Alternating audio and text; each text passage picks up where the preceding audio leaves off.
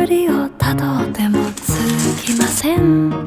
森の小さなレストラン、空っぽのポケットをまっさぐって忘れた人からたどり着く。予約は一つもありません。森の小さなレストラン、空席だらけのランチ時、小鳥がパタパタ笑ってる。チュルチュンチュンチュンチュンチュンチュルチュン、チュルチュンチュン